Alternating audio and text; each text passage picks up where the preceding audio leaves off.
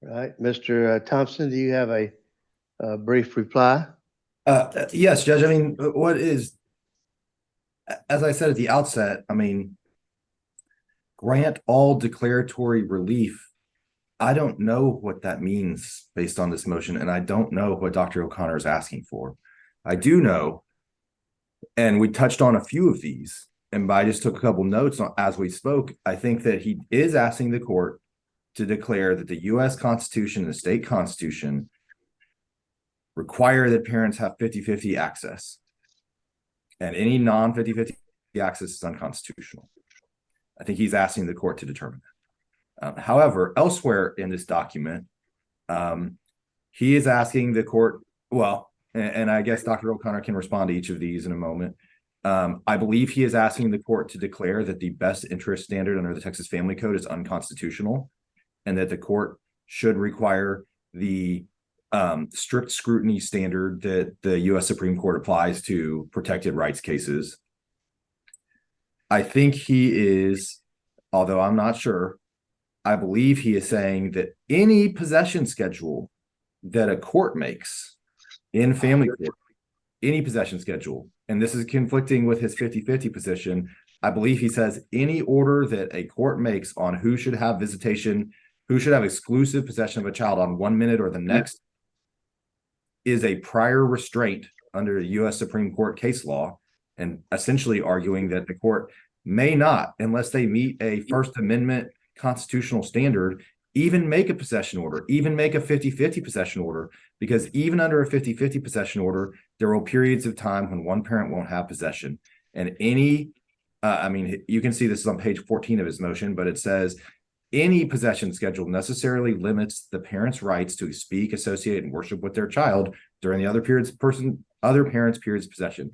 So I'd be interested to hear from Dr. O'Connor whether he thinks even a 50-50 possession schedule would pass constitutional muster there. He didn't mention this, but on page 18, he has several pages of briefing arguing that child support, paying child support for the support of your child, is unconstitutional because it is child support. Paying child support to support your son is a constitutionally protected speech under Citizens United, meaning that the court cannot order a parent to pay child support for his own child unless, and he doesn't say this, but presumably you meet the standard that applies to restraining speech under the U.S. Constitution. So at the end of the day, Judge, I do believe what he's asking you to find is that it is every single parenting plan, every single custody order in the state of Texas is now void, and your court and the courts of Travis County and the courts of the state of Texas cannot make these decisions, cannot make possession orders at all, cannot order child support. I think that that's what he's really asking the court to order today. Hey, Dr. O'Connor? Yes, sir. Regarding child support, I purposely left that out because I'm not pleading that, although it was in the pleading. I agree with Mr. Thompson that even 50-50 can be a restraint on speech association. But given the ability of a parent's rights and a child's rights, and that there's not discrimination regardless of marital status, 50-50 is about the closest that a child can get in a non-married situation.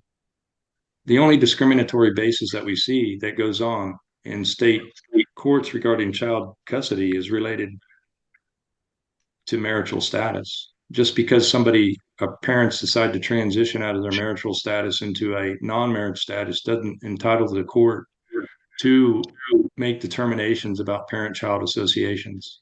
I think there's case law about that, Your Honor. In terms of the best interest doctrine, I have not, and I apologize, run across any pure definition of what the best interest doctrine defines, but it does allow discretion among the judiciary to make opinions about that, whether right or wrong. And what excludes the issue of better interest doctrine? We know that First. the minimum requirements of childcare have to be met. Food, shelter, clothing. But again, going to the best interest doctrine, nobody really knows what best interest of the child really means. We know that there's the Holly factors and additional factors to the Holly factors as well that's considered by the courts. You make no further comment about the section about child support. That's not something I'm arguing. Okay. Anything further, Dr. O'Connor? Sorry, Your Honor. Anything further? No, sir. All right. Well, first off, I don't know if you know my background. You may have put my name into the Google machine. I don't know. But I spent 20 years at a court of appeals here in Texas, and I am sincere when I say this. Your motion is very well presented and very well laid out. It gets very close to being an appellate brief almost. So I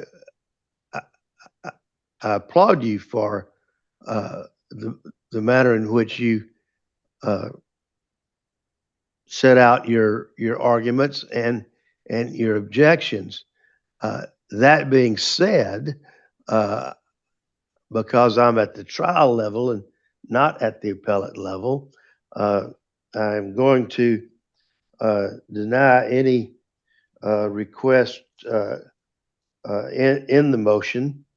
I'm going to overrule any objections that are made in the motion, and I'm going to deny the so-called plea to the jurisdiction.